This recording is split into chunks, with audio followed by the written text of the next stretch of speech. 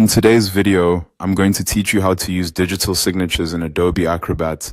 If you need to sign a PDF quickly and neatly, Adobe Acrobat makes the process very simple.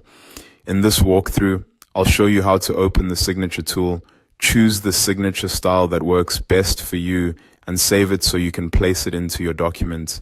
To get started, open Adobe Acrobat and make sure the PDF you want to sign is already open on your screen. This is important because you'll be adding the signature directly inside that document.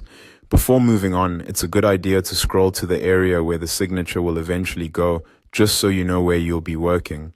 Next, look over to the left-hand vertical toolbar and find the pen tip icon. This is the tool that gives you access to signing features. Go ahead and click that icon. Once you do, Acrobat will open the options related to filling and signing documents. From there, click on Add Signature. This opens the signature creation window where Acrobat gives you a few different ways to create your signature. The nice thing here is that you can choose the method that feels most natural and professional for your needs. The first option is to type your signature. If you select this, Acrobat will turn your typed name into a signature style font. This is the fastest option and works well when you need something clean and readable.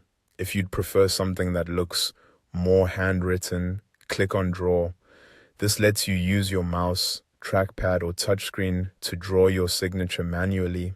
Take your time with this part. If it doesn't look right the first time, you can simply redo it until you're happy with the result. A quick tip here: shorter, smoother strokes usually look better than trying to make it overly detailed. Another option is to click on Image and upload a picture of your signature.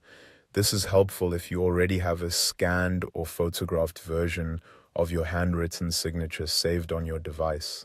Just make sure the image is clear and cropped neatly so it looks professional once placed in the PDF. Once you've chosen your preferred method and your signature looks the way you want it to, click Save. This stores the signature in Acrobat so you can use it in the document.